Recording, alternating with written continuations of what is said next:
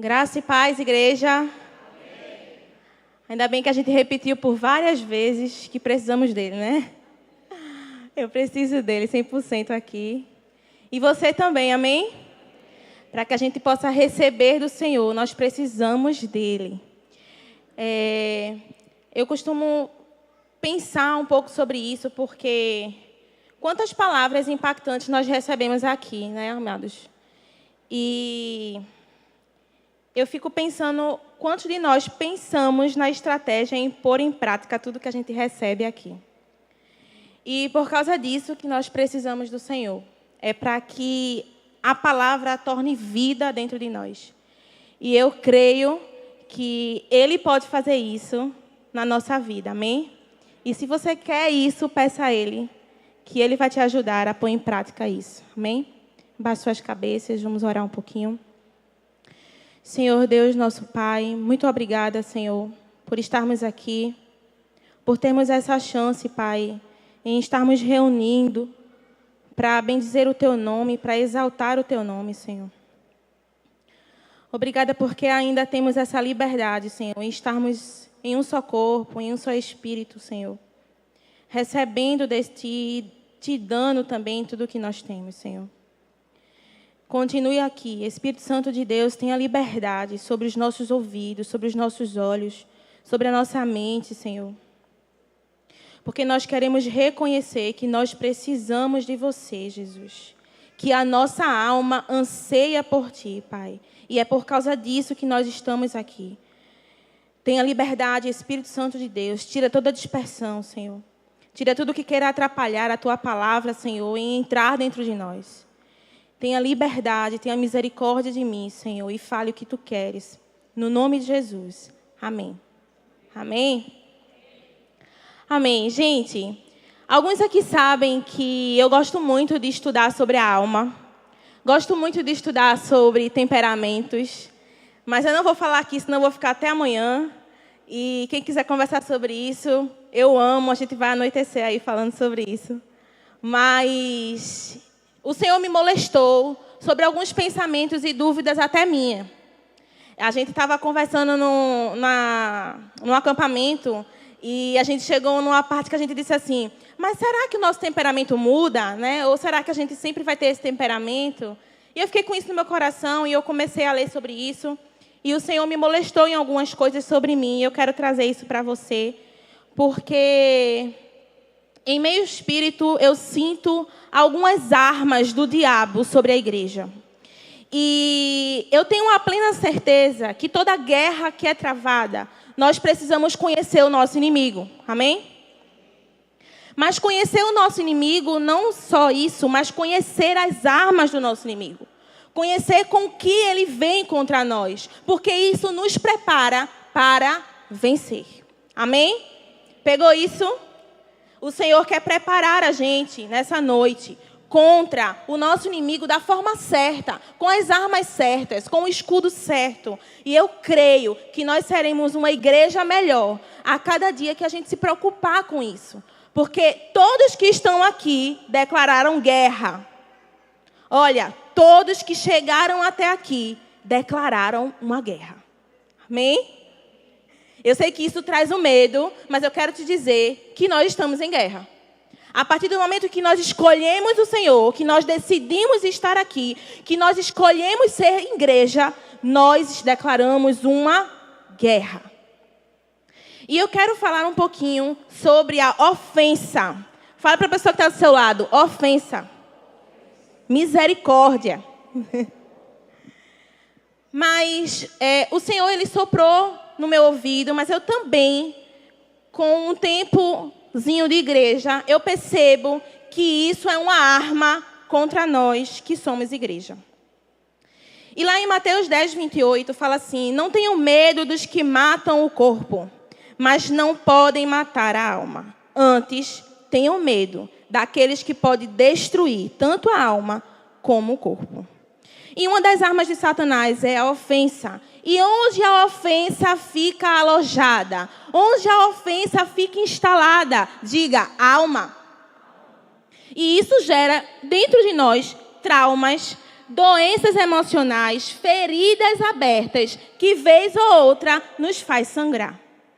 E, gente, vemos e convenhamos que até quem não estuda ou quem não lê sobre isso sabe que a doença do século, da era, da nossa geração, tem sido essa. E não seria tão diferente entre nós. Nós estamos numa luta constante contra doenças na alma. E é claro que se a gente não se atentar para isso, isso adentra no corpo da igreja e a igreja fica doente. E eu tenho pensado muito sobre isso, porque, olha, eu comecei aqui falando que nós declaramos uma guerra. Nós declaramos uma guerra. E o diabo, ele só luta com quem declara guerra. Por que eu estou falando isso?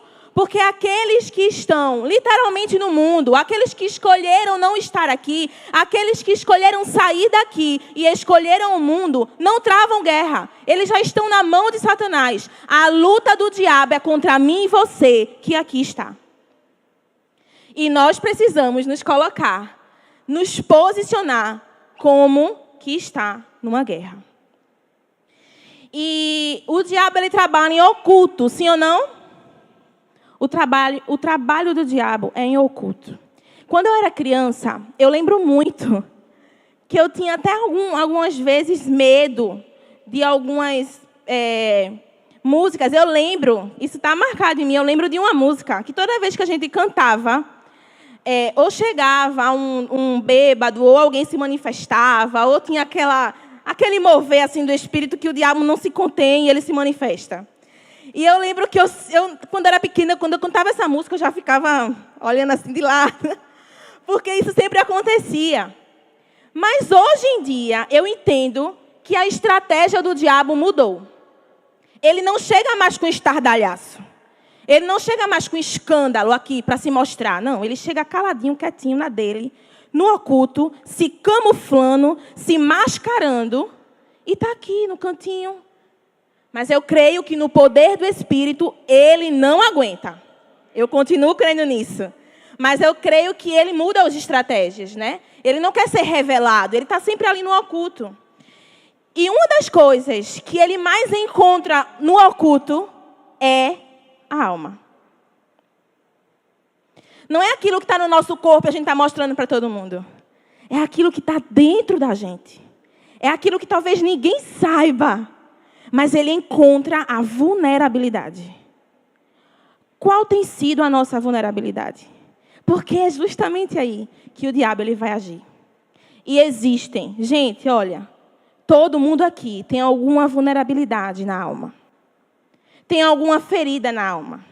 Tem algum trauma. Virou até moda dizer isso, né? Eu sou traumatizada com isso, sou traumatizada com isso. Eu escuto isso de criança a adulto. Sou traumatizada, sou traumatizada. Virou moda dizer isso. Que a gente tem ferida, tem que fazer uma cura interior, que é traumatizado. A gente brinca com isso, mas isso é uma verdade. Todos aqui têm algum trauma, têm alguma ferida, tem aquilo que dói mais em um, que dói menos em outro. Tem marcas, tem memórias tristes. E nós precisamos levar isso em consideração, porque o diabo ele está pronto a tragar a nossa vulnerabilidade, a nossa fraqueza, aquilo que nos prostra, aquilo que nos faz parar. E a nossa alma, infelizmente, tem esse poder, mas felizmente tem o poder de curado, alcançar vidas e sarar outras feridas. Eu creio 100% que as nossas feridas têm poder para curar. Eu creio 100% que as nossas feridas foram até muitas feridas colocadas pelo Senhor para que tenha poder de testemunhar, de curar, de sarar, de alcançar vidas. Uma vez que eu tenho uma tristeza, uma vulnerabilidade, eu começo a pensar nisso e eu começo a ter compaixão pelo outro, naquilo que um dia eu senti. Você já passou por isso? Aquela dor profunda que você sentiu e teve algum momento que alguém chegou para você e desabafou sobre essa dor. E você lembrou do que o Senhor lhe falou. Eu não sei com você, mas comigo é sempre. Sempre que eu tenho uma palavra assim mais profunda, é porque eu passei por alguma coisa que o próprio Deus falou comigo. Então, eu quero que você acredite nisso, que as suas feridas têm poder para curar. Mas essas feridas precisam ser transformadas de dor para testemunho. De ferida para cura de outras almas. E o Senhor, Ele pode fazer isso. Então, Ele trabalha no oculto, porque o alvo do diabo é a sua alma. E o veneno é a ofensa. E eu quero que a gente entenda um pouco sobre isso. Porque o diabo, ele tem como alvo a nossa alma. E ele tem como um veneno a ofensa entre nós. E eu quero que a gente comece a pensar como igreja, amém? Nós estamos aqui, eu quero que a gente comece a pensar sobre isso. Eu sei que tem muitas coisas dentro da nossa vida que nós precisamos pensar sobre isso. Mas muitas coisas nós precisamos pensar como igreja. E como igreja, nós precisamos nos colocar e voltar os nossos olhos para nós. Gente, eu sei que todos os lugares no qual a gente tem relacionamento, no qual a gente tem pessoas para a gente lidar, se comunicar, principalmente igreja, que a gente não está aqui só para se relacionar. A gente está aqui para se curar, né? Para sermos transformados. E não é fácil estarmos nessa posição. Não é fácil. Constantemente, como discipuladores, nós sabemos que é difícil. É difícil chegar e confrontar. É difícil, nós precisamos de sabedoria, nós precisamos estar cheios da graça do Senhor, né? Então, nós estamos em um lugar difícil. Eu quero deixar isso claro. Porque muitos chegam aqui com um encanto e uma venda sobre a igreja, né? Muitos vendendo a igreja para você chegar aqui e tudo dar certo. E tudo ser maravilhoso. Mas não é assim. Na prática, não é assim. Só quem permanece é quem é transformado e curado. Porque aqueles que lambem a ferida, aqueles que continuam sangrando, aqueles que mascaram as deficiências da alma, esses não suportarão, porque estão aqui com intuitos errados, com um objetivo errado. E nós precisamos entender isso como igreja, porque eu percebo e eu começo a enxergar isso, o quanto nós chegamos aqui adoecidos, porque aqui é um hospital mesmo. Isso daqui é um hospital, é para pessoas doentes mesmo. Mas olha, hospital é lugar de curar doença. Não é lugar da gente sair doente. Não é lugar da gente continuar internado. Eu percebo que muitas pessoas estão no hospital internados. Eu percebo que muitas pessoas continuam na igreja no formato de internação, querendo remédio o tempo inteiro. E não quer a cirurgia, o tratamento, a cura, aquilo que vai curar de verdade. Isso me incomoda, porque, gente, é isso que o Senhor molesta no meu coração também. Não dá para continuar aqui o mesmo. Não dá para continuar aqui da mesma forma, se ferindo com as mesmas coisas, chorando com as mesmas coisas. A nossa ferida precisa ter poder para curar. E só vai ter poder quando a gente conseguir ser transformados. O nosso Senhor, Ele tem esse poder de curar, de transformar as nossas feridas. Então, nós precisamos pensar se nós estamos aqui pelo Senhor. Será que essa canção é verdade? Será que nós estamos de fato pensando, olha, Senhor, mais do que tudo, eu preciso de Ti? Ou será que muitos de nós estamos aqui precisando de alguém? Colocando a nossa dependência em líderes, em pastores, em amigos. Porque, gente, eu não me esqueço, eu nunca consigo esquecer de um rapaz que foi católico. E ele chegou e disse assim na igreja, olha, eu já fui católico, mas muitos pensam que o catolicismo tem idolatria. Mas a religião que eu encontrei mais idolatria foi no cristianismo. E sabe por que ele falou isso? Porque a idolatria não é em santos e nem em imagens, mas são em pessoas. Muitos chegam aqui para idolatrar pessoas. Sabe para quê? A gente idolatra, a gente exalta alguém para ter esse alguém para a gente. E isso é uma ferida da nossa alma. Isso é dependência emocional. Então, quantos de nós estamos aqui para receber reconhecimento, para levantar o nosso ego, para sermos reconhecidos e grandes, porque de repente temos algum trauma, que na nossa casa ninguém nos reconhece, que na nossa casa ninguém sabe quem nós somos, que na nossa casa a gente não consegue ser engrandecido e reconhecido, e aí a gente chega aqui na igreja querendo ser reconhecido. E muitos chegam na igreja querendo estar em todos os ministérios, chegam na igreja querendo estar em tudo, com animação, com tudo. E quando chega um determinado momento, começa a se esfriar. começa a estar distante, começa a colocar barreiras, começa a se defender, está na defensiva sempre. Alguém chega e você se defende. Mas quando você chegou, não era assim. Aí o que acontece? Você começa a dizer, não, mas aconteceu isso na igreja. Porque eu nunca escutei de ninguém que saiu da igreja dizendo assim, não, eu saí porque eu realmente me perdi, eu realmente escolhi o diabo, eu realmente saí e fui para o mundo. Não. Sempre tem um porquê de uma ferida, de uma ofensa, de uma tristeza. Mas por quê? Porque chegou aqui, doente, e permaneceu doente. E permaneceu internado. Não teve alta. E a alta que teve foi e morreu. Sabe por quê? Porque a ferida, uma vez não curada, ela te mata. A ferida, uma vez não curada, ela te mata. Mas se tiver muito inflamada, se tiver muito infeccionada, você ainda vai contaminar outro. Eu não estou falando de ferida. Eu estou falando de igreja mesmo. Porque é assim que sempre funciona. É um ciclo vicioso. É uma repetição que não se acaba. Mas a gente não pode estar olhando para isso e só, Senhor, vem aqui, abençoa, abençoa. Não, a gente precisa se olhar. A gente precisa se ver, porque quem está de pé, cuidado para que não caia. Nós podemos estar nessa condição, sim. Os nossos olhos precisam ser voltados para nós, porque talvez, eu estou falando tudo isso aqui, você está pensando em alguém da sua célula, e você está pensando em alguém que está do seu lado, e você está pensando em alguém que de repente saiu com esse pretexto, mas não. Hoje o Senhor quer voltar os nossos olhos para nós, para as nossas doenças, para as nossas debilidades, porque uma ferida aberta e não curada, ela pode te matar. E ela também pode contaminar. Então, estamos de fato aqui na igreja pelo Senhor? Ou nós estamos desestimulados? Ou nós estamos frustrados? Porque os nossos olhos nunca esteve no Senhor. E esteve em outras coisas para alimentar as feridas da nossa alma.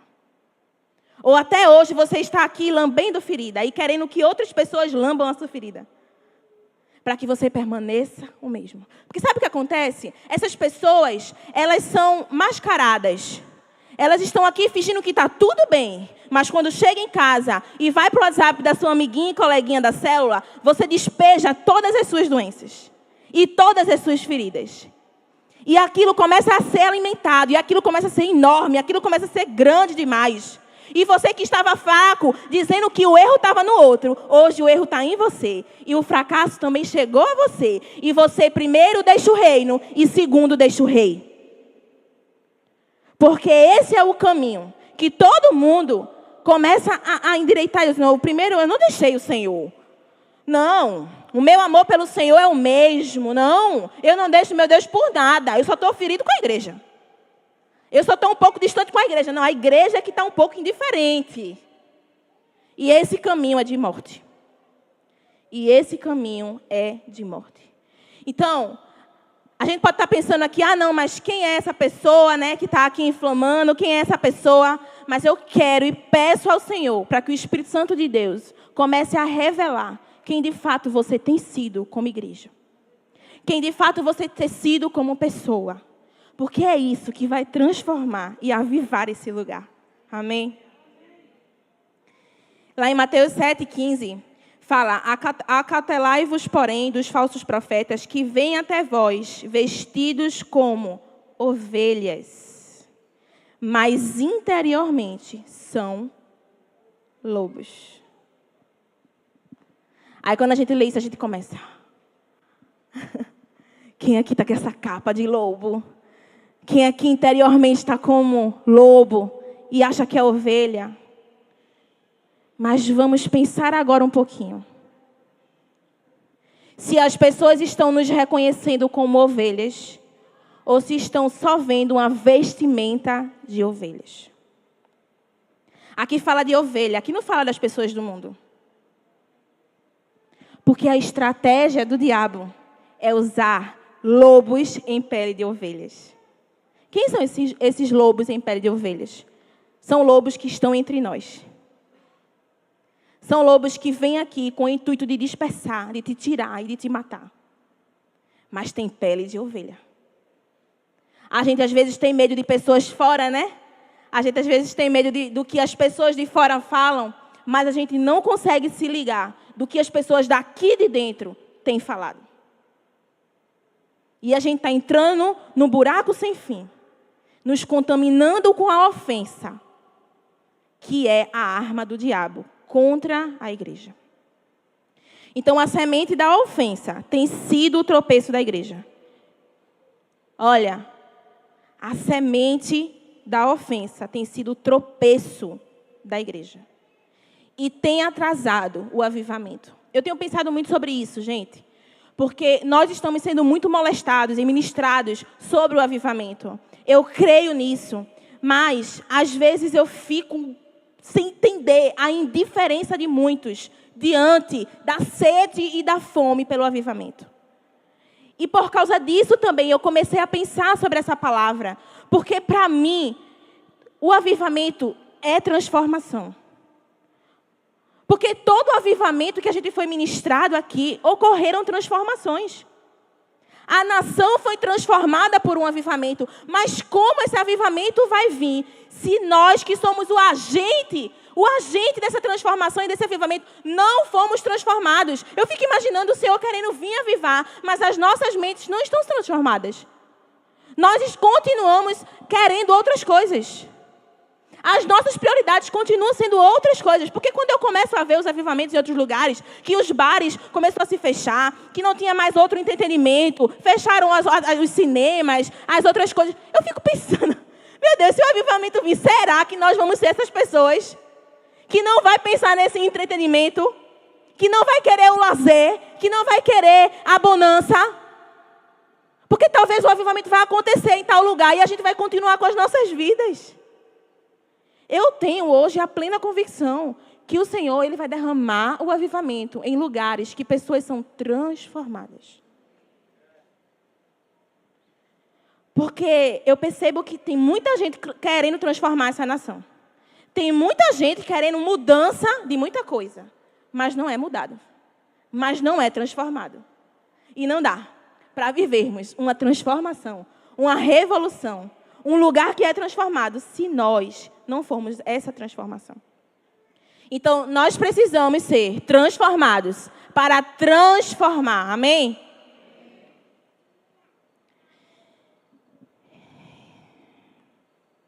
E lá em Lucas 17:3, eu achei muito interessante isso, porque foi um texto que Jesus estava falando sobre o perdão. Fale, perdão. Jesus estava falando isso e os apóstolos de imediato falaram assim: acrescenta-nos fé. Eu até ri com isso, porque quando eu estava lendo eu vi que Jesus ele fez milagres e maravilhas. Coisas até difíceis, muito difíceis, gente. Mas em nenhum momento os apóstolos chegou e disse assim: Senhor, acrescenta-nos fé. Se foi para levantar o morto, se foi para curar um enfermo, se foi para transformar água em vinho, eles estavam ali, ó. Vamos, Jesus está mandando, vamos. Mas quando chegou na parte do perdão, eles falaram: Jesus, acrescenta-nos fé. Isso quer dizer que é uma tarefa difícil. Sim ou não? É uma tarefa que precisamos do Senhor. É uma tarefa que precisamos do Espírito. E é por causa disso que a ofensa continua sendo a arma do diabo na nossa vida. Porque o perdão é algo difícil. Eu lembro de um dia que uma pessoa me feriu muito. E, sinceramente, Milka, estava pensando assim: é impossível eu abraçar essa pessoa da mesma forma. Eu estava incomodada com isso. Mas esse era o meu pensamento. E eu estava com medo, porque eu precisava perdoar essa pessoa, eu precisava continuar a minha vida. E eu pensei assim: mas eu não vou conseguir abraçar de novo da mesma forma. E eu lembro que essa pessoa me abraçou e chorou. E eu não sei, mas naquele momento eu fui movida por uma compaixão e um amor que não vinha de mim. Era impossível vir de mim. Não tinha como vir de mim. E eu, naquele momento, eu não estava entendendo nada. Mas o meu abraço foi muito maior e muito melhor do que o que eu tinha antes. Porque não foi um abraço que alimentava a minha alma, nem que levantava o meu ego, não. Foi um amor vindo do Senhor. E naquele momento eu chorei pensando, meu Deus, que amor é esse? Quando a gente entende o papel do Senhor com a gente começa a entender o nosso papel aqui na terra. E nós precisamos muito, muito nos colocar nessa condição de voltar os nossos olhos para o nosso coração, para a nossa alma, para as nossas feridas. Porque nós vamos viver um avivamento, eu creio nisso. Mas eu também creio que o Senhor, Ele é muitas vezes processual. Eu creio muito que Deus, Ele pode fazer tudo de imediato. Ele pode todas as coisas. Todas as coisas. Ele pode mudar a nossa vida agora. Basta uma palavra do Senhor. Eu tenho uma plena convicção disso. Mas eu sei que em algumas coisas, Ele é processual. Ele gosta do processo, sabe? Eu sinto isso. E um desses processos que Ele quer fazer é o processo de transformação. Eu sei que será diferente e será duradouro o avivamento de pessoas transformadas. E eu não sei você, mas eu quero isso. Porque talvez nós estamos falando de um avivamento e você está pensando em um arrepio. Talvez a gente está falando de um avivamento e você está pensando em um culto de 2 horas. Mas o avivamento nos transforma, transforma a nação, transforma a nossa família, transforma a nossa casa. E nós precisamos ser adeptos à transformação. Porque o avivamento vai vir para aqueles que são adeptos à transformação. E eu não sei se você já ouviu falar sobre a autoanálise. Eu acredito muito nisso. E Deus faz muito isso comigo, viu? Tem hora que me dá até uma raivinha santa. Porque, às vezes, eu costumo sempre falar isso. Eu fui para a casa de um amigo nosso que ele estava muito ferido com a igreja. E foi a partir daí que me reacendeu essa palavra. Ele estava muito ferido com a igreja, muito ferido. E ele estava muito tempo nessa igreja, mas a aliança falava mais alto. E ele permanece pela aliança, sabe? E quando a gente saiu de lá, a gente ficou comentando. Eu e Samuel, a gente ficou conversando. E eu comecei a falar para ele o quanto a gente erra como igreja. A gente começou uma conversa e a gente começou a pensar assim, era o nosso amigo que estava ferido. A gente poderia sair daquele lugar dizendo assim, poxa, mas que vacilo, né? Poxa, mas não deveria ter sido assim. A gente poderia sair dali com aquela causa do nosso amigo na gente, mas a gente começou a pensar em como a gente poderia fazer para que a gente não cometesse esse erro. Porque a gente precisa se ver nas coisas. A gente não precisa estar ali alimentando o outro. A gente não precisa estar ali fortificando aquela ferida, aquela dor. A gente tem que se colocar numa posição de transformar feridas. Porque é isso que Deus faz. Primeiro em nós. Para que a nossa ferida seja para curar outras. E a autoanálise, ela faz sobre isso. Muitas vezes alguém está falando alguma coisa, ou normalmente eu estou falando alguma coisa, e Deus fala assim, e você? Você está falando tudo isso aí, e você? Esse e você parece que todo dia está aqui no meu ouvido, e você? E você? Eu estou aqui, Deus, eu estou falando de outra pessoa. Aí ele fala, e você?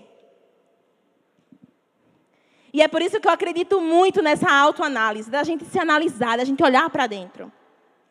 Tem uma música que fala até sobre isso, que ele fala assim, ganhar o mundo e perder a mim, estar no caminho e não chegar ao fim, na minha luta do meu eu contra mim mesmo. Os meus gigantes são os meus próprios desejos, e o que sai contamina mais do que entrou. Só Deus sabe o perigo de um homem sem amor. Olhar para a cruz é como olhar para um espelho. Reflete a glória que revela os meus. Na vida real, o maior vilão sou eu. Olhar para a cruz é olhar para o espelho. Reflete a glória que revela todos os nossos defeitos. E tem uma parte dessa música que eu fiquei encucada, porque ele fala assim, que o que sai contamina mais do que entrou. E por que ele fala isso? Porque uma vez que a ferida, algo que entra na gente, algo que vem para dentro da nossa alma, se torna ferida. Concordo. O que entra pode se tornar ferida, mas o que sai se torna hábito. O que sai revela quem nós somos. Porque a ciência diz que tudo em nós inicia por um pensamento. Olha, tudo que a gente é, tudo que a gente faz, o nosso comportamento, tudo se inicia por um pensamento. Depois do pensamento vem o sentimento. E depois do sentimento vem um hábito, um comportamento. Olha, preste atenção. Primeiro é um pensamento. A ofensa, a alma, aquilo que vem na gente, primeiro está aqui, ó. Ninguém sabe. Ninguém vê, mas está aqui, ó. Não sai, está no pensamento. Mas depois começa a vir um sentimento. Aí eu começo a vir para a igreja, não está só pensando não, agora eu estou sentindo. Agora a raiva está vindo, a justiça própria está vindo. Agora começou do pensamento ser um sentimento. E desse sentimento, uma hora será um comportamento. E uma vez que é um comportamento, vira a tua personalidade, vira teu caráter, vira a tua vivência. E o que é que a gente pode fazer com isso? Porque o que sai contamina muito mais do que entra. E é por causa disso que nós precisamos pensar em nosso comportamento. Fale, pensar em meu comportamento. Porque nós somos acostumados a pensar no comportamento do outro. Estamos muito acostumados a olhar para o outro. Mas nós precisamos olhar para dentro. Nós não temos essa cultura em refletir o porquê que a gente se comportou dessa forma. Você, às vezes, tem uma situação muito difícil. Você começa a ter um comportamento muito difícil, mas você chega em casa dizendo assim, olha, muitas discípulas podem chegar para você, discipulador, e dizer assim, olha, eu fiz uma coisa errada. Mas também aconteceu isso e isso. Olha, eu fiz uma coisa, mas olha, calma, deixa eu te explicar. Aconteceu isso antes, aí, né? Porque a gente está com os nossos olhos no comportamento do outro. E querendo justificar o nosso. A gente está querendo justificar o nosso o tempo inteiro. E querendo colocar o outro como errado, o outro como a fonte disso. Quando, na verdade, o que o outro faz com você não determina quem você é. Mas o que você faz com ele determina quem você é. Você está entendendo o que eu estou dizendo? Não é sobre o que falam de você, não é sobre o que fazem com você, é sobre o que você faz com isso, que revela quem você é. Então nós precisamos sair dessa posição e voltar a fazermos a nossa autoanálise. E vamos para a Bíblia, né? Vamos para a Bíblia. E eu estou falando tudo isso e eu quero deixar muito claro, e nós vamos falar sobre isso. O Senhor, Ele é multiforme, Ele nos usa com as nossas diferenças, amém? Jesus escolheu os discípulos bem diferentes, mas bem diferentes mesmo. E o Senhor está contando com cada um da gente aqui, de forma diferente. Amém ou não amém? Eu não estou falando que todo mundo aqui vai sair com uma personalidade diferente. Não, Ele vai transformar e canalizar isso para o reino e para o rei. Foi isso que Ele fez com seus discípulos. Foi isso que Ele fez com homens de Deus que foram transformados. Ele começou a pegar aquela essência, aquela força, para ser totalmente para o rei e para o reino. É isso que Ele quer fazer conosco. E lá em Êxodo, de praxe, desculpe as minhas discípulas, mas eu vou falar de Moisés. Lá no iniciozinho, vamos falar bem no início sobre Moisés. E eu não vou ler muito, para a gente ser rápida. Mas Moisés teve uma vida difícil desde que nasceu. Ele nasceu em um momento difícil. E ele precisou, né, ser entregue. E aconteceu, você sabe, né, que ele foi ali naquele rio e os seus inimigos o acharam e o criaram. E a história foi difícil, mesmo que foi confortante, porque ele nasceu, ele ficou num lugar legal, né? Porém, ele não nasceu com o seu povo. Ele foi tirado do seu povo. E ele cresceu com os inimigos do seu povo. E ele começa a descobrir esse sofrimento, que está lá em Êxodo, no capítulo 2, no verso 11, fala assim: anos depois, já adulto, Moisés foi visitar seu povo e descobriu que eles eram forçados a realizar trabalhos pesados. Durante sua visita, viu um egípcio arrancar um hebreu, um homem de seu povo. Olhou para todos os lados e, não avistando ninguém por perto, matou o egípcio. Em seguida, escondeu o seu corpo. Moisés matou um homem. O grande Moisés. Eu sou apaixonada por Moisés. Tem gente que fala que o nome do meu filho vai ser Moisés. Mas Moisés matou um homem. Grave, né? Muito grave. Ele matou um homem. Mas isso me faz atribuir feridas na alma. Traumas. Porque não foi fácil. Ele foi ali movido por um impulso de injustiça. Não, meu povo. Isso aí é o meu povo. Ele foi impulsionado pela justiça própria, ele foi impulsionado pela sua dor, ele foi impulsionado pela sua história, porque a sua história revelava isso. Ele pensava, com certeza ele pensava. Ele começou ele chegou na cidade e disse assim: meu Deus, esse é o meu povo que está sofrendo. E é o povo que eu nasci, que está fazendo eles sofrerem. E veja que bagunça na cabeça de Moisés. Naquele momento ele se revoltou, ele ficou revoltado de verdade. E as feridas começaram a sangrar novamente, a pensar: por que isso aconteceu comigo? Eu não vou deixar isso acontecer mais. Foi lá e matou o homem. Moisés, ele se perdeu um pouco em sua justiça própria, em suas feridas, em seus traumas, em suas debilidades. Essa foi a debilidade de Moisés. Mas aí ele saiu fugido e nessa fugida ele encontrou a mulher, se casou, tudo aconteceu, mas depois ele teve uma experiência com Deus. Fala, experiência com Deus. E lá no capítulo 3, eu vou só fazer os trechos, só para a gente entender. No verso 4 fala assim: quando o Senhor viu Moisés se aproximar para observar melhor, Deus o chamou no meio do arbusto: Moisés, Moisés. E ele respondeu: estou aqui. E o Senhor falou assim: olha, não se aproxime mais. Tire as sandálias, pois você está pisando em uma terra santa. Eu sou o Deus de seu pai, o Deus de Abraão, o Deus de Isaque e o Deus de Jacó. E o Senhor, ele começou a falar o propósito da vida de Moisés. Fale, propósito. Pega aí, pega as chaves. Ele errou, se perdeu em seus traumas e feridas, foi impulsionado por isso, porque você sabe que a nossa reação é impulsionada pelas nossas emoções. Pega isso aqui. As nossas reações são impulsionadas pelas nossas emoções. Uma vez que as nossas emoções não são curadas, as nossas reações serão pecaminosas. Foi isso que aconteceu com Moisés. Ele teve essa reação. Mas o Senhor o encontrou. O Senhor o chamou. E o Senhor revelou o propósito de Moisés.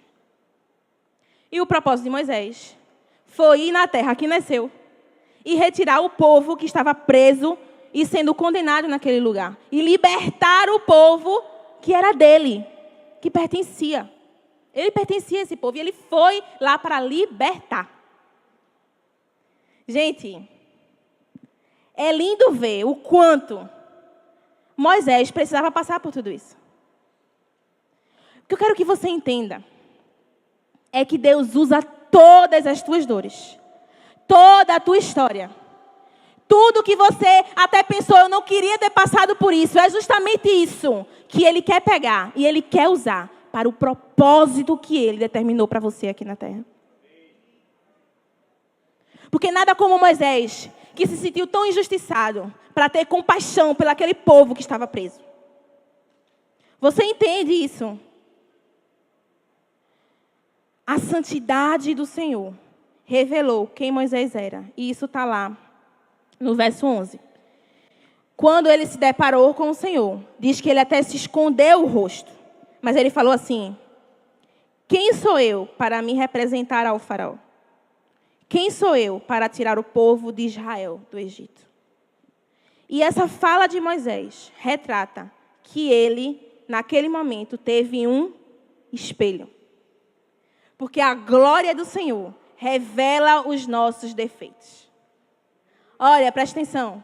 A glória do Senhor, primeiro, revela os nossos defeitos. A gente está aqui o tempo inteiro pedindo mais fogo, mais glória, avivamento. Mas a presença real, genuína do Senhor, primeiro, vai denunciar os nossos defeitos. Não porque Ele está aqui para nos condenar, mas porque a santidade do Senhor nos constrange a tal ponto que revela os nossos pecados, as nossas debilidades, as nossas doenças e feridas que ninguém sabe. Mas talvez a cabeça da gente não quer viver esse processo. Foge do confronto, foge do espelho e está ali só, olha, aviva-nos, vem Senhor, vem Senhor. Esse foi o relacionamento que Deus ele teve com Moisés. E essa fala de Moisés diz assim, mas quem sou eu para fazer isso? Foi reconhecendo quem ele era. Mas depois, o Senhor falou assim, eu estarei com você. Ponto final. Eu estarei com você. Ponto final. Preciso de ti mais do que tudo, né? A gente acabou de cantar isso. E aqui o Senhor falou para Moisés, olha, eu estou contigo. E depois Moisés disse assim, eu vou fazer tudo isso, Senhor. Eu vou dizer que quem mandou eu fazer isso? Vou falar que quem foi que mandou eu fazer isso? E Jesus falou, fala assim, olha, foi o eu sou o que sou. Ponto final. Vapo. Duas coisas que impulsionaram Moisés ao seu propósito, mesmo com as suas feridas. Foi que o Senhor falou, eu estou contigo. E eu sou o que sou. Você nem me falou um amém, eu vou falar de novo.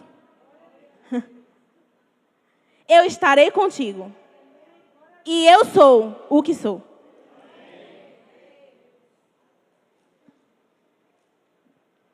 Porque você acabou de cantar, né?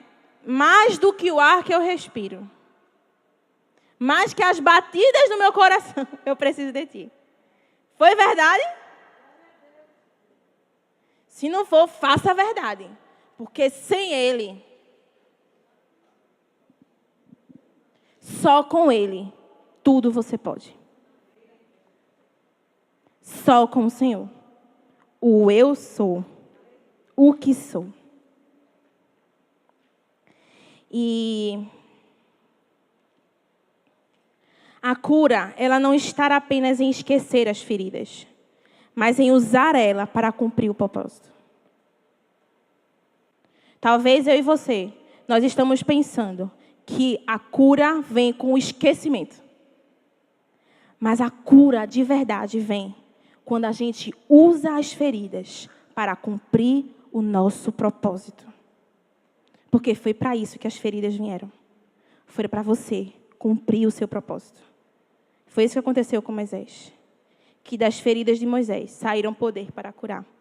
Porque Moisés era um fugitivo, mas se tornou um embaixador do céu. Simplesmente porque o Senhor estava com ele. O eu sou o que sou estava com ele. E de um fugitivo, ele se tornou um embaixador do céu. O que você tem feito com as suas feridas? O que você tem feito com as suas dores? Sabe por quê? Se você não está usando as suas feridas para o seu propósito, você está usando a sua ferida para ser vítima da sua história. E talvez esse tenha sido o mal da igreja. Por estarmos pregando o Deus Todo-Poderoso, mas que não cura as nossas feridas. Antigamente eu fazia parte de uma reunião de filhos de pastores. Nossa. Quantas feridas. Quantas dores. E olha, ninguém está isento disso. Pastor ou não, ninguém está isento disso. Mas, sabe o que é o pior? É a gente ver alguém fazendo o reino acontecer sem revelar o rei. Preste atenção. Tem muita gente fazendo o reino prosperar e fracassando no seu lar. Tem muita gente fazendo o reino acontecer sem revelar o rei. E isso é grave, isso é sério demais. Como é que um filho entende que um pai revela e faz acontecer o reino, mas não revela o rei? Não revela o rei. Como as pessoas desse mundo vão descobrir o Senhor, quem Deus é, se você continua com as suas debilidades, fazendo o reino, fazendo isso como hipocrisia. A sua casa não conhece esse Deus que você serve na igreja. O seu condomínio não conhece o Deus que você serve na igreja. A sua família não reconhece o Deus que você serve. Por isso que para muitos é fanatismo. Porque não reconhecem o poder, a transformação, o que Deus faz através de nós. Nós precisamos levantar o reino, mas antes disso, revelar o rei. Nós precisamos fazer o reino crescer, expandir, curar, transformar. Mas antes disso, revelar o rei. Porque assim como Moisés, o Senhor quer trazer a tua fraqueza para te dar força. O Senhor quer usar o teu medo para depositar coragem. O Senhor quer usar as tuas feridas como causa do teu testemunho e do teu propósito. O Senhor quer pegar a tua insegurança nesse mundo e colocar como dependentes de Deus. O Senhor quer usar o teu sofrimento para testemunhar quem Deus é. E o Senhor quer usar a tua humilhação para te honrar perante homens. Porque vocês vão descobrir quem Deus é.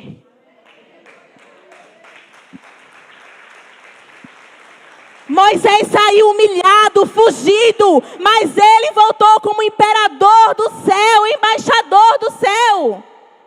É isso que Deus quer para nós. É esse nível de transformação. É esse nível de propósito, de entender primeiro quem nós somos e depois quem Deus é. Porque o encontro com Moisés foi isso que aconteceu. A glória do Senhor revelou quem Moisés era.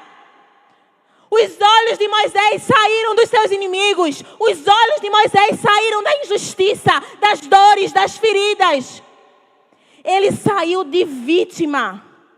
Ele saiu da posição de vítima para a posição de embaixador do céu. Com propósito em Deus aqui nessa terra.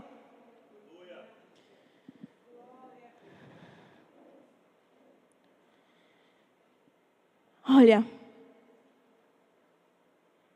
eu quero só explicar um pouco do que Deus faz, porque Ele é o Criador, amém? Ele criou todas as coisas. Então, isso significa que nada é maior que o Senhor, porque Ele é o Criador.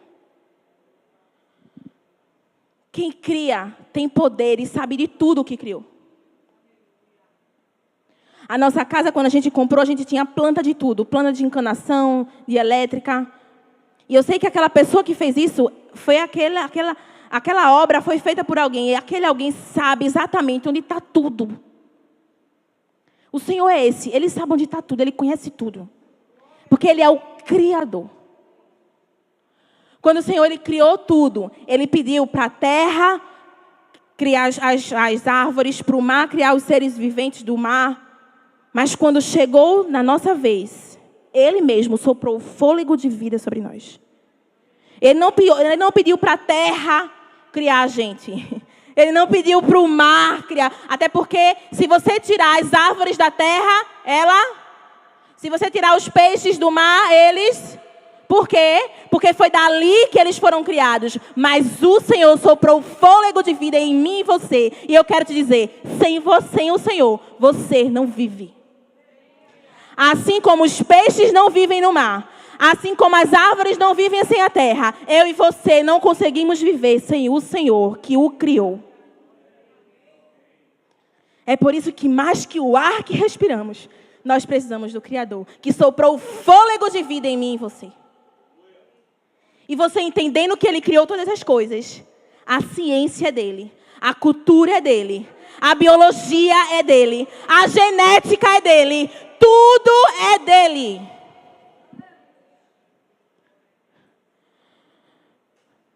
Porque eu fico transtornada quando eu vejo outras fontes, outras soluções. Mesmo eu sabendo que a solução é o Senhor. Existe uma substância chamada cortisol. Só pega isso daqui para eu tentar te convencer cientificamente que isso existe. Porque o Espírito Santo de Deus é que vai te convencer das outras coisas. Mas existe uma substância chamada cortisol. Essa substância nos traz um comportamento de fuga, de medo, de emergência. E essa substância, ele vem para nos trazer essa proteção, vamos dizer assim. Ela foi criada para que a gente tenha proteção. Para no momento de um assalto, no momento de uma queda, a gente ter a proteção, a reação de fuga e de luta. Mas o problema é que essa substância ela é produzida por estresse. Fala estresse. Alguém aqui tem estresse? Porque criancinha já chega dizendo, estou estressada. Essa é a era que está todo mundo falando que está estressado. E esse estresse produz o cortisol. E esse cortisol é luta e fuga. É como se a gente estivesse em perigo e em alerta. E é por causa desse danado que muitos estão em ansiedade e depressão. Pega. É porque nós estamos com essa substância lá em cima que a gente fica ansioso e depressivo. Aí, cientificamente, temos uma chave, que é exercício físico. O exercício físico faz a gente liberar cortisol. Então, muitos tomam muito remédio para esse cortisol reduzir, a gente fica drogue. Outros reconhecem a ciência que o exercício físico vai diminuir o cortisol e vai te ajudar na depressão e na ansiedade. Porque o Criador sabe de tudo. Quando Deus criou, Ele não pensou no remedinho para te curar, não. Ele te criou já com todas as curas. Ele sabe de tudo. E Ele pode todas as coisas. Eu acredito que o Senhor, Ele é o Criador suficiente para nos dar tudo o que a gente precisa. E tudo o que a gente precisa é do que soprou fôlego de vida em mim e em você. Então, o que eu quero dizer para você é que vê só. Muitos artigos dizem que um pai e uma mãe depressiva e ansiosa gera filhos ansiosos e depressivos. Porque esse nível de cortisol modifica o seu DNA. Gente, calma, respira aí 3 vezes. Às vezes o científico é um pouco chato, mas entender isso é a gente ver mais uma beleza do nosso Deus. Quer descobrir mais uma beleza dele? Vamos descobrir.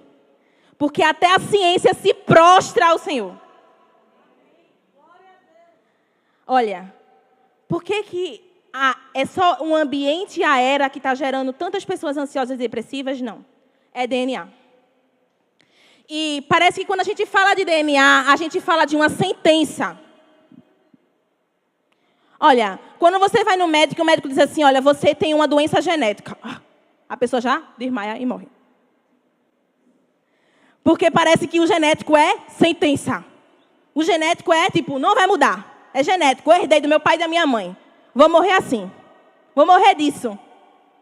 Porque parece que genética é imutável. Mas só existe uma coisa imutável. E essa coisa é o nosso Criador. Todas as coisas são mudadas e transformadas. Mas só o Senhor não muda. E eu estou aqui para te dizer que a ciência reconhece que o DNA é modificado. Modificado. Como? Pergunte, como? Com o Senhor. Com a cultura do céu. com quem Deus é. Com o reconhecimento de quem Deus é.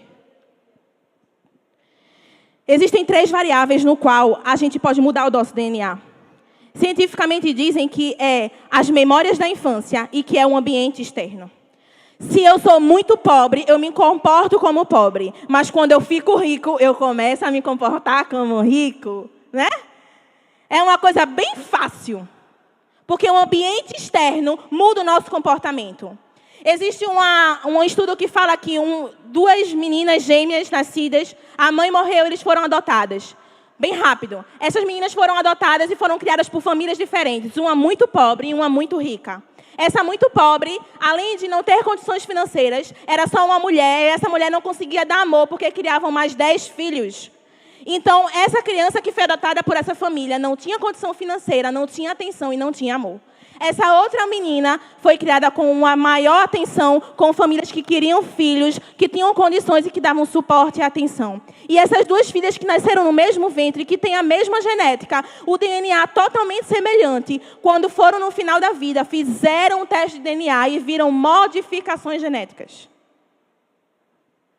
Por quê? Porque foram criados em ambientes diferentes. Porque tiveram situações e ambientes externos diferentes.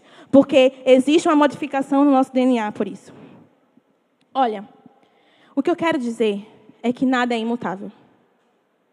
Se você até hoje está aqui dizendo que é assim por causa do seu pai, que é assim por causa da sua mãe, que é assim porque está no sangue, que é assim porque a vida te fez assim, que é assim porque existe uma história por trás, que é assim porque existem feridas e memórias desgastantes por trás. Eu entendo e compreendo tudo isso, mas eu quero te dizer que tudo isso pode ser mudado e transformado no poder do Senhor.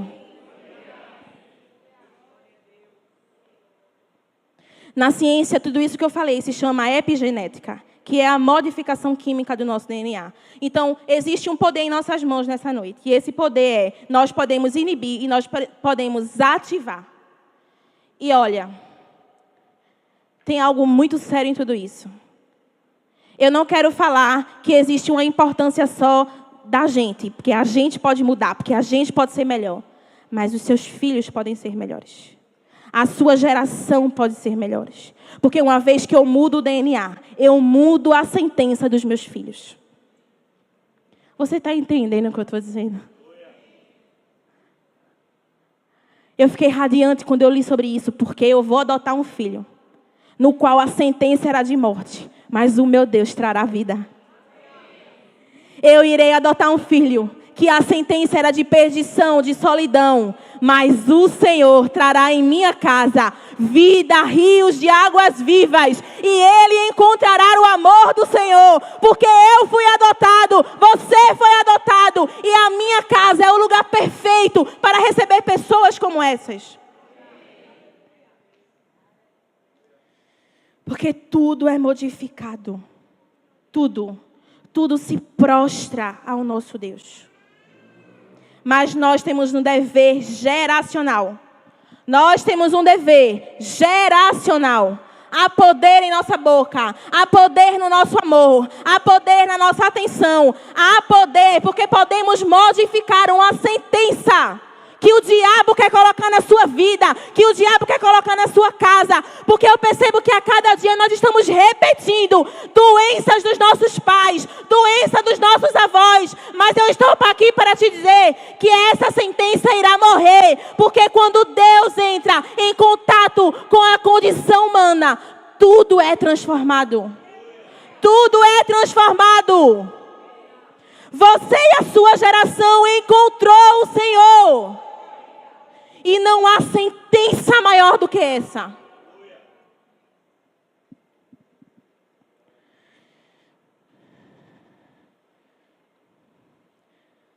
O louvor pode subir? Me ajuda aqui, Atalaias. O que eu quero dizer é que existe uma modificação genética e espiritual, amém?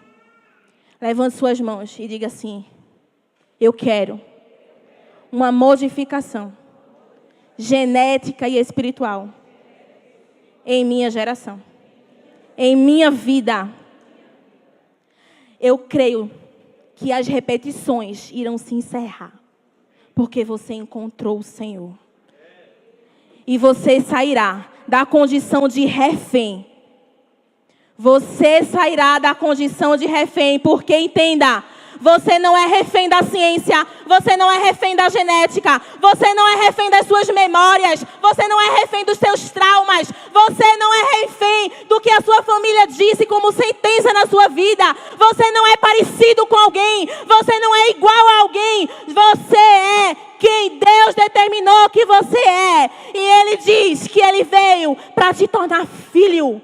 E quem é filho herda. Você pode ter o DNA do Senhor. Você pode ter a genética do Senhor.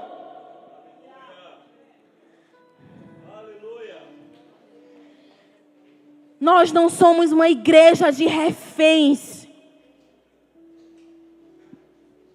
Porque quem é refém não é transformado. Quem é refém não consegue ressignificar a sua vida. Olha, Jesus veio para ressignificar a sua vida. E Ele pode todas as coisas. Mas quem se coloca como refém, aprisionado nas suas feridas, não consegue ser transformado. Não consegue sair da condição de refém. Vamos buscar até encontrar. Porque existe uma sentença sobre nós. E essa sentença é: nós somos filhos. Nós somos filhos do eu sou o que sou. A genealogia do Senhor nos traz grandes esperanças. Existe uma parte da Bíblia que a gente vai passando assim, que a gente nem tem paciência de ler, né? Que é sobre a genealogia de Jesus. Nessa genealogia de Jesus existem muitas coisas, muitas pessoas pecaminosas. Olha, Salomão, que você conhece, ele foi fruto de um pecado. Salomão foi fruto de um pecado, mas ele está na genealogia de Jesus. Você entendeu o que eu quero dizer? Para Salomão não importa a sua história. Porque quando Jesus ele entra na condição humana, todas as coisas são novas. Todas as coisas são novas. A nossa religiosidade pode pensar, mas foi fruto de um pecado, ele está condenado à sentença de morte. Não. Não importa o que você fez, não importa o que você viveu. Quando Jesus entra na sua divindade, Ele entra na sua vida, tudo tem que mudar.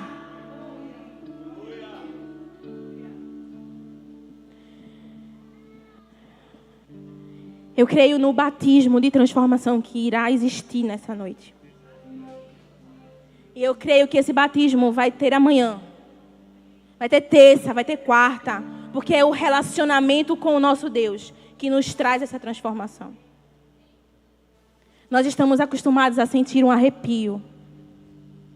Nós estamos acostumados a chorarmos na presença do Senhor. Mas olha, existe uma glória revelada. Existe uma presença do Senhor que vai revelar todos os teus pecados. Quem você é, porque a santidade de Deus nos constrange e revela quem nós somos. Paulo, ele era obstinado em perseguir os cristãos. O Senhor permaneceu a essência de Paulo sendo obstinado, mas por pregar às nações. Pedro precisou negar Jesus 3 vezes para entender quem de verdade ele era, para que ele pudesse ser transformado. Porque ele precisava entender, não, eu não sou tudo isso aqui, porque se a gente for ler, Pedro fazia muitas coisas para Jesus, mas ele ainda não tinha passado por uma transformação. E essa transformação veio quando ele se deparou com um espelho e ele viu quão ruim ele era. E ele começou a passar por essa transformação. E ele era rudo e intempestivo, mas ele morreu e nasceu como líder da igreja. Aquele que negou Jesus. Mas a transformação vem para nos reposicionar. A transformação vem para que as nossas feridas saiam poder para curar. Porque onde Cristo chega, Ele inaugura uma nova era. Se você veio aqui na frente e aceitou o Senhor, Ele precisa inaugurar uma nova era, uma nova estação, uma nova posição sua em Deus. As coisas precisam mudar, porque Ele pode reconstruir a tua família. Olha lá em Jeremias, ele fala assim: eis que eu sou o Senhor, o Deus de toda a carne. Seria qualquer coisa difícil demais para mim? Nada é impossível, nada é difícil demais para o nosso Deus. Ele pode todas as coisas.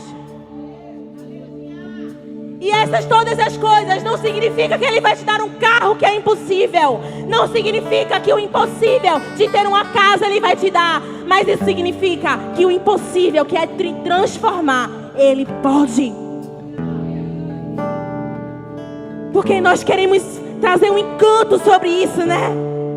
A gente olha para nossa casa e diz: não há nada difícil demais para o Senhor. Ele pode fazer isso com meu filho, Ele pode fazer isso com a casa, Ele pode fazer isso com minha saúde, Ele pode fazer isso com meu dinheiro. Ei, Ele pode fazer isso com o teu interior, que é mais importante do que tudo. Todas as vezes que a Bíblia diz vida abundante e plenitude, Ele está dizendo que aqui nessa terra Ele tem vida abundante e Ele tem plenitude para nós. Porque isso é inegociável. No céu é isso, já é isso. Mas Ele nos promete isso aqui na terra também. Mas isso daqui é para os transformados. Porque quem fica com as suas feridas, quem fica aquele crente mimizento, que tudo é uma ferida, que tudo dói, que tudo fere, não ressignifica a sua vida e não vive a plenitude. Olha, a igreja é um hospital, mas não é para ficarmos internados. A igreja é um hospital para nos treinar a sermos médicos, junto com os médicos dos médicos, para que as nossas feridas tenham poder para curar.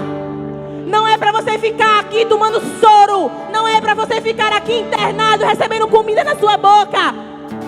É para você sair daqui transformado para transformar.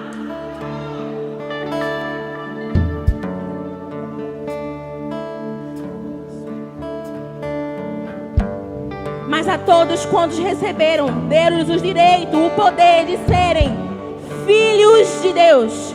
Aos que creem no nome, os quais não nasceram do sangue, os quais não foi da vontade da carne, não foi da vontade de homem, mas foi a vontade de Deus.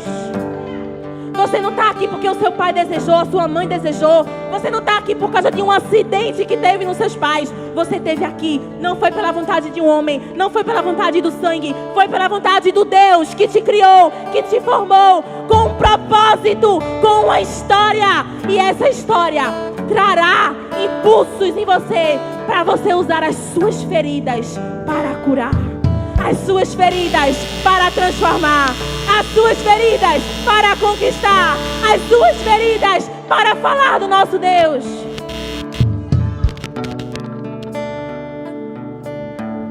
Olha, coloca a mão no seu coração nesse momento.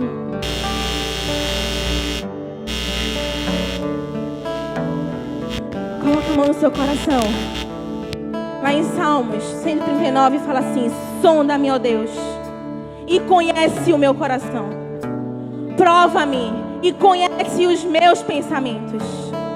E vê, Senhor, se há em mim algum caminho mau, e guia-me pelo caminho eterno. Será que você pode fazer essa oração e dizer: Senhor, ver em mim algum caminho mau? Senhor, nós queremos essa glória que revela os nossos defeitos, que revela as nossas feridas, Senhor. Vê, meu Deus, se em mim há algum caminho mau.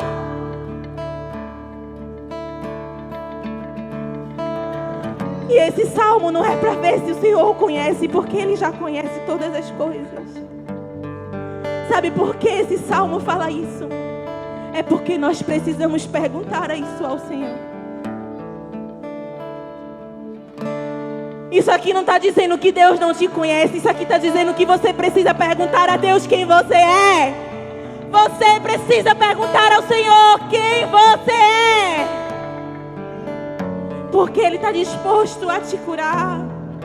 Ele está disposto a transformar as tuas feridas. Ele está disposto a te usar. Pergunta ao Senhor essa noite: Senhor, existe em mim algum caminho mau, Senhor? Nós queremos sair disso, Deus. Nós não queremos ser refém da nossa história. Nós queremos, Senhor, viver os teus propósitos. Assim como Moisés, Senhor. Esteja conosco, Jesus. Vem com a tua glória revelando os nossos defeitos. Vem com a tua santidade que constrange. Constrange-nos, Senhor. Constrange-nos, Deus. Antes de sermos agentes de transformação, Senhor, transforma-nos. Antes de ser agentes do avivamento, aviva-nos o nosso interior.